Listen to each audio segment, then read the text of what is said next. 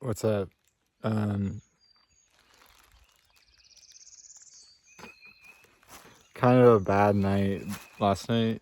I actually tried to quit the race, but no one came to pick me up. So I was like, well, I guess instead of dying, I should just try to pedal more. Hey, Blair, go away. Can you fix her collar?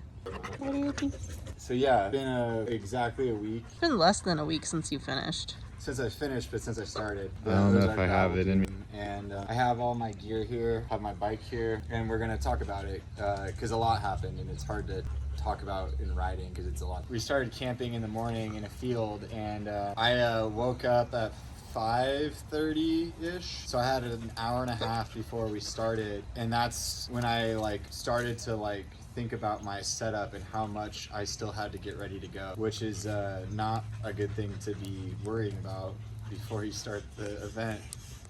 But not having ever done a bike packing thing before, I definitely was rushing to get ready, which worked out. I don't think I left anything behind that would have been useful. We'll get to the one thing I left behind that would have been useful in a bit. I thought I could credit card my way through situations, which you can, but if you do that, you end up going slower than you would if you just carry everything. So we started off the day, and I was riding with what ended up being the top three guys, Jeff, Ed, and it's like Jacqueline.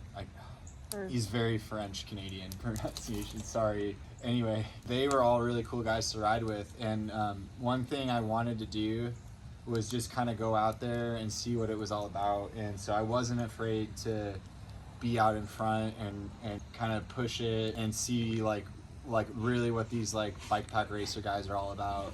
And it's so funny, that pace that we were going is so casual, but it ends up being so severe whenever you start thinking about how fast we were going the first day. We were probably averaging 12-ish miles an hour. I don't know exactly. You can look at the Strava to see, but the pace seemed very casual, and we were just chatting and palling around, and we had some great conversations, especially me and Ed.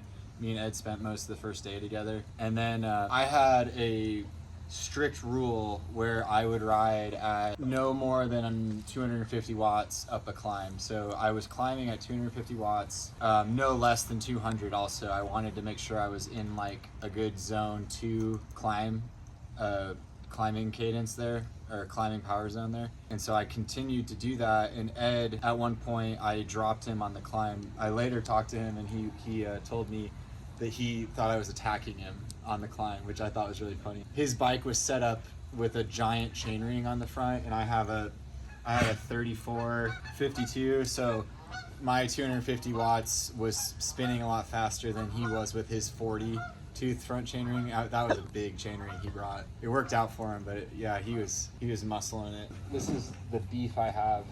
So, hey guys. So this is my Garmin 1040 Solar.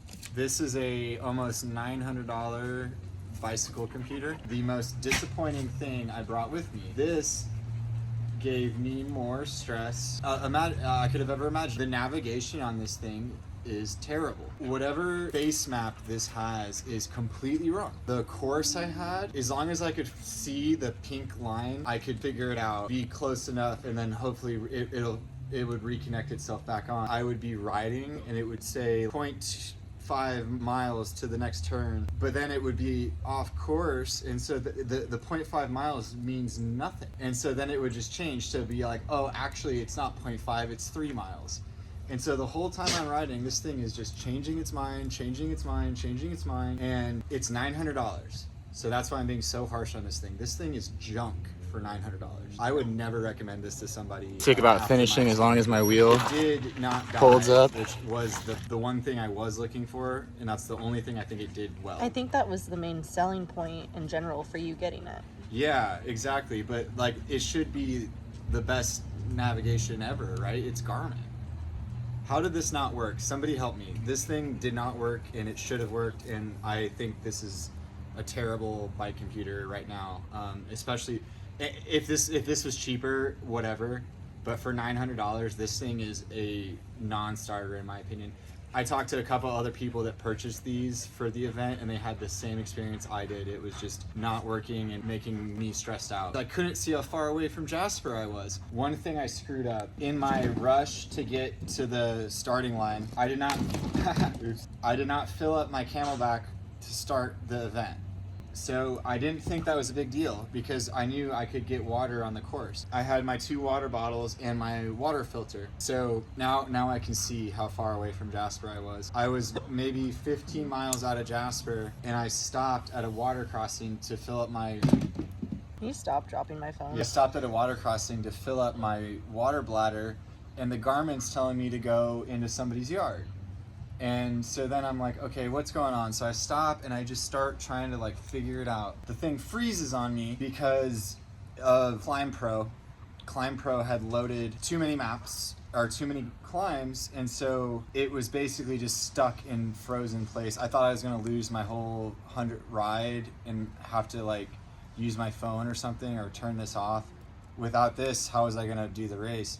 Climb Pro was freezing the device, so the device this isn't strong enough to load all the climbs in the route at once, and I wasn't trying to, but it was trying to for some reason. I didn't ask it to. And so finally I got Climb Pro turned off, but then the touchscreen wasn't working very well, and so just from that point on, I couldn't switch screens off of the map, so I just was stuck with the map. I had no clue how far I had actually ridden or how far I had to go. So all I had was the map telling me that I was 0.5, or it was always wrong. It kept changing its mind away from the next turn, and that's all I had for the rest of the ride. And so by mile 80, I had lost a significant portion of my data. So yeah, boo on Garmin on this. This was not fun, and I think for normal riding, it's probably fine, but like, why would you want a 1040 solar for normal riding? This is so overkill for normal riding. It should have been made, this is for bike packing. This is for doing ultra distance, and it totally failed at that. So we get to Jasper. Well, it was just me. Jeff, the really fast guy, was out ahead. He got there about like 5 minutes or 10 minutes before me. Went to this awesome food truck grandma. It was like a nice grandma who was like in a food truck, and I got a non-caffeinated Frappuccino, and I literally, she gave it to me, I chugged it, and I just handed it back to her, and I was like, thank you. And at this point, Ed had caught up, and so did, I feel so bad. While you're looking it up, can you get the trash from Blair? I literally just picked up the yard. Joclyn. Jocelyn. I was the last of the top 4 at that point to depart from the gas station, and I caught them back pretty quick. The next section after that was some of the hardest climbs of the whole route. Actually, all of the climbing around Jasper, I would say, was the hardest climbing, the steepest climbs they had. And I think I just had the superior like bike to kind of handle the climbs, because I think I made up a lot of time in that stretch. So then from Jasper, I don't think I stopped again. There was in Patoka, or Ponca. There's a store called the Buffalo Outdoor Center, and I skipped it. I was fine. I bought so much stuff in Jasper that I didn't bother. And I went up the climb and just kind of kept rolling. Turning to night here, so I had my Exposure 6-pack. This thing was amazing. I know I just talked about how the Garmin was really the only sour piece of equipment I brought. The rest of my equipment was awesome. So I still have 22% battery left. I did not charge this at all. I also didn't do heavy riding at night, and I'll get to that in a second. This is a 5600 lumen light, I think. Okay, so there's 40 minutes on high, 2:42, 2 hours, 42 minutes. So I finished the ride with 2 hours and 42 minutes left on my light. I've never been a big fan of riding at night, And this is where I was realizing like I really wasn't sufficiently prepared to like go for like not sleeping. The guys I had been racing with had been basically said, yeah, I'm not. Ed didn't even bring anything to sleep with, like straight up, he had nothing. And so I didn't really get myself prepared to do that or had any desire to do that, and I was having fun. And so it was about midnight, 11:30 midnight, and I had just come off a highway, and I was just like, yeah, I feel good. Like maybe it's time to just call it and just sleep. And so this is my my rear bag that I kept all the camping stuff in. This bag was awesome. I had it right here on the bike. By like halfway, like I just dropped the dropper a little bit less for descent, so the bag didn't get hit. That was something I learned on the fly. My big Agnes Rapid SL, great. No complaints. This thing was great. And that's a sleeping pad for people that don't know. Pad. And then my this was totally worth bringing too, the little sleeping pillow. This was great too. The day before the race, I went to Bass Pro Shop. I bought a Survive Outdoors Longer emergency bivvy. I don't have like a bad opinion about this thing. My inexperience kind of started to really show. I don't think I was ever truly in like a life or death situation, but I was in a situation where I was getting concerned that I might find myself in a life or death situation, so I was trying to prevent myself getting to that point. I didn't expect it to be like, it was probably like 30 degrees out, but it was 3 a.m. and I was like, okay, there's 4 hours until the sun comes up. Like, am I gonna make it getting out of the emergency blanket? That'll just make me colder. I was like, man, like I just need to call for help, be done with this, because the whole idea of waiting for it to start getting warm outside just didn't seem like a smart decision. I wasn't very far off the highway, so I was thinking that it wouldn't take very long for somebody to come. We had these GPS trackers, and I clicked a button that said SOS on it and just started to wait. And I waited like 2.5, 3 hours and nobody came. I realized after I finished, there's like a little flap on the GPS thing that you pull a tab on to call SOS. The button said SOS, and so I thought holding that button down would call SOS, but it does not. There were multiple points in the whole shebang that we were a little concerned that your tracker wasn't working 100%. Before the race even started, we had a really hard time getting the tracker to even connect to the GPS. What I ended up doing was just so this is the bottom of it. I punched 2 leg holes. I was really hoping you would put it on. And 2 armholes, and just kind of got on my bike and started moving, and it basically was like a baked potato. I'll probably at least keep this in case, just like as an emergency thing, but I'm gonna look for like a new sleeping situation in the next town.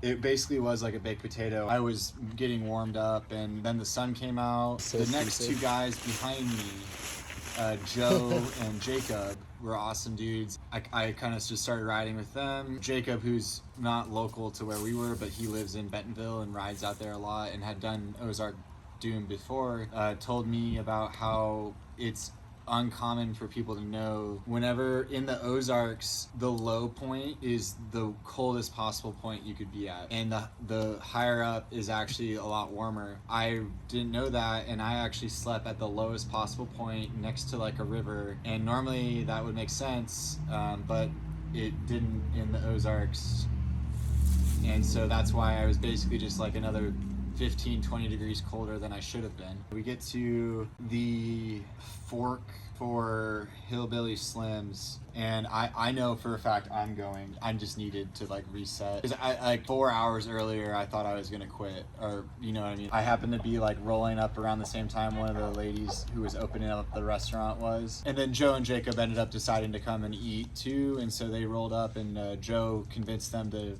make us food a little bit before they actually opened, which we were really thankful for. But that was one of the best meals I've ever had. We just had some pulled pork, and it was so good. But most importantly, while I was there, before I left, I brought this extra belay strap. I was like, I might acquire something. After my cold night, I knew I had at least one more night to go. Jacob asked me, he's like, well, what are you going to do about the coldness? I almost didn't buy this because I was like, man, is this really like what I need? But luckily I did, because before this to the next time I slept, there wasn't really a store that was on the route that I could have really gotten to. So I have my Hillbilly Slims merch that I had to buy. Can you see that on camera? Yeah. So yeah, this thing was sick. The next night, spoiler, was an awesome night, and I slept in a great place. I got inside pocket here I had snacks in here. It's just like a whatever. It's like a cheap fleece, but it really helped me. Anyway, highly recommend Hillbilly Slims. What's up? It was a great restaurant. After Hillbilly Slims, I was just trying to get myself back organized. Probably 15 minutes or so, they left before me. And then I ended up catching Jacob a little bit faster than I expected. He had actually gotten a flat tire, and so then we were riding together again. And I was just trying to learn as much as I could from these guys while we were out there. That was the one thing, just like the people I was around were so amazing to learn from and hang out with. So thank you to everybody who helped me. I actually was lucky to roll up to this water crossing and have Jacob there with me, because he was like, don't even bother, like take your shoes off, pick your bike up. It was, he had done the course before. Hardest water crossing of the whole route. So I had my my Chaco slides, and I put these on and did the water crossing. Would I pack these again? I don't think so. I didn't end up using these as much as I thought. My S-Fire 9 shoes were very, very comfortable, and I was totally happy wearing those. So, but yeah, did not need these. This whole day was about just settling in and enjoying. I never slowed down my pace, but I wasn't gonna sacrifice comfort to like gain speed. Like I was totally gonna stop and take my time. And so then we reached what is on the map called the Narnar descent. That is no joke. It was a really fun descent, and this is where I broke my spoke. So you did not stop to sleep on the top of that hill? No, the Okay. opposite. I went really fast down the hill and I was having fun. Okay, because it looked like you literally were at the top of the hill for like 7 hours, and I was like, well, that seems like a bad idea. It doesn't hit the frame. I'm gonna keep going. It's not too bad.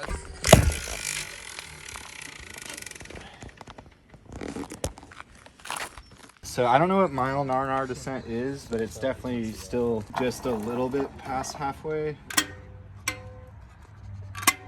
Broke my spoke. The nipple's still in there, and it's bad.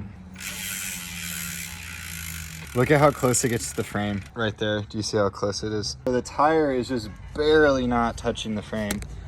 And thankfully it never did. It never touched the frame. I did stop any sort of like downhill. I didn't go like super slow, but I didn't like go crazy fast. I probably could have trued it, but I was really nervous about truing it, to be honest too. Just didn't want to like disturb it. It was stressful though, because I was like, you know, like my wheels like going like this, and you saw how slow it was moving.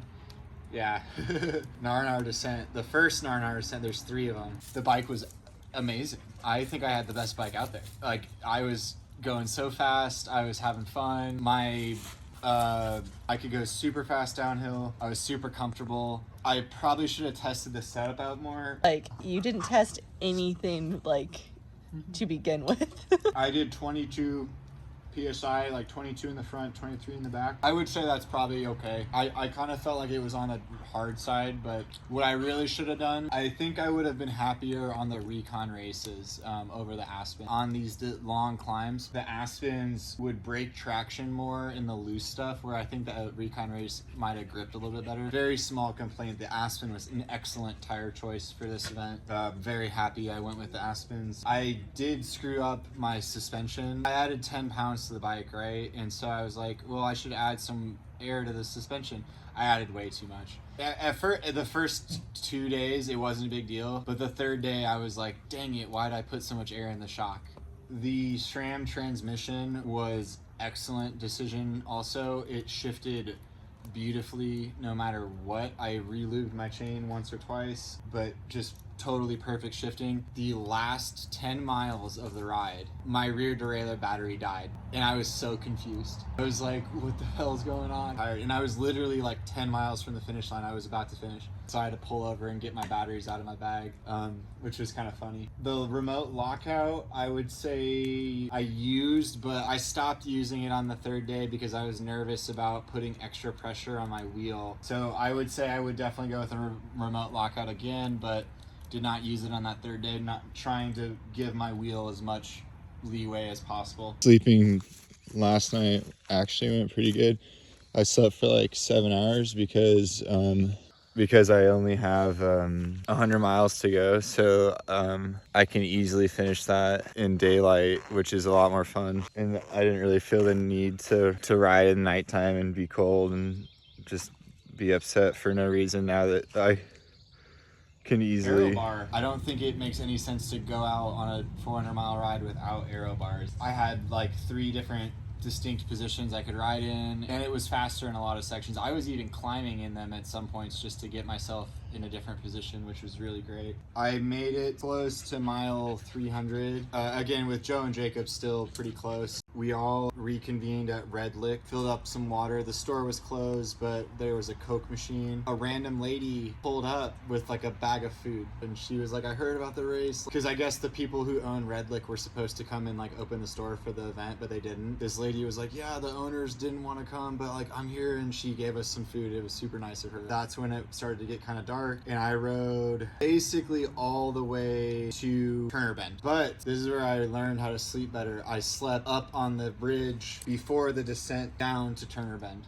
and it was great. I was warm. I had my new Hillbilly Slims jacket, and I also had cell phone reception. I think I like updated everybody on what was going on. Yeah, that's when you started texting me. Yeah, that was the first time I really got to use my phone during the event. This is my bag of battery chargers. At this point, I stopped, made sure like to plug in my phone. This was the first time I plugged in my phone. My phone battery lasted a long time. Unfortunately, I brought an iPhone charger that was busted, and so I had to like bend it in a really weird way to get it to charge, and then I like set it down, and I just like hoped that it would work, and I woke up with 100% battery, and I was like, I really only needed one of the 2 battery chargers I brought. So I think if I was riding through the night and charging my light up, that would have been a different story. But the 2 battery chargers that I packed in here really were not needed. I really just needed the one, and it would have been totally fine. I think I would just bring the Anchor one. Still is almost completely full. I charged my Garmin twice, and I charged my iPhone once. This one, I tried to have them both charging at the same time, and I thought this one at first didn't work because it wasn't charging my iPhone. The only reason it wasn't working is because the bum cable. I did like having the dual like charge both things at once setup, but and this isn't that heavy, so maybe I would just do this whole setup.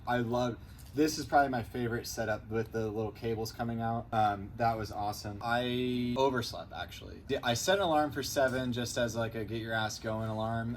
But like I remember I woke up at like 3 a.m. and was thinking like, man, I kind of want to sleep till 5. I'll just go back to sleep for another hour or so. And I woke up at 7. I don't think anybody else slept as much as me in that front group of people. There was a bunch of rock slides, and so you couldn't go up the normal path to the top of the mountain. The first thing I did on day 3 was climb a ginormous road climb right before climbing the ginormous mountain climb. And the road climb was one of the hardest parts of the whole ride because of the sun. I was super exposed. It was so hot with the pavement instead of the gravel. I'm hoping that next year they fix the road so people don't have to do the longer route. Didn't really ruin the fun. I rode up the mountain, got my food, rode back down, and at this point I'm like starting to feel excited, like yeah, I'm actually gonna finish this thing. My wheel didn't blow up.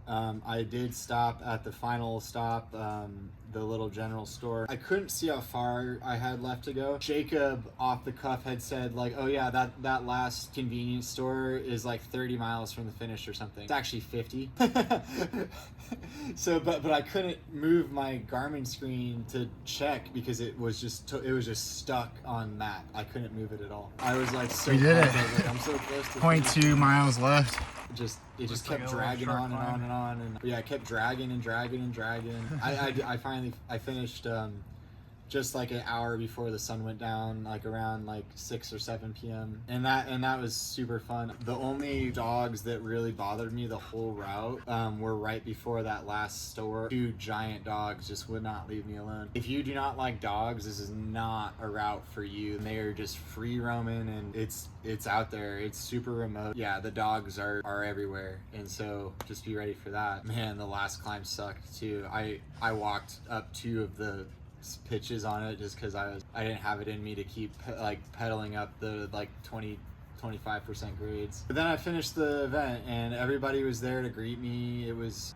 The scene was very lively. Everybody was around, everybody was there or cheering on. When somebody was rolling in, everybody stopped everything they were doing to like go cheer for the finish. One of the coolest environments I've ever been at a bike race. Everybody was interested in everybody's ride and nobody was disappointed because like everybody did the same route and it was so ridiculously hard. It almost doesn't matter how fast you did it. Everybody accomplished the same thing. So that was really cool experience to be a part of. And I truly would call it a profound experience. It was just profound. I loved every minute of it. Overcoming all the problems and kind of pushing through. It was amazing. And thank you to Andrew and everybody else I've mentioned for making it so special, because it really was that special of an event. And I've been to a lot of events and none of them have really impacted me the same way that this one has, and probably will continue to impact me. It's only been a week since I finished it. The one thing I did mess up, and if I do this again, my water setup was just totally inefficient. I thought that getting this cool little frame bag was gonna be like super cool, and it was super cool. I love this bag. Actually, for an event like Ozark Gravel Doom, I needed a full frame bag. And then I could have ditched the Camelback, ditched this water bottle, put a bladder in the bottom of it, had one water source that was plenty, maybe like a 2 liter. It would have equaled the same amount of water I brought. But then I could have fit so much more stuff on the bike. And so for the next time around, I highly suggest myself to get a frame bag. Got it. I almost just got burnt for you. I'm done.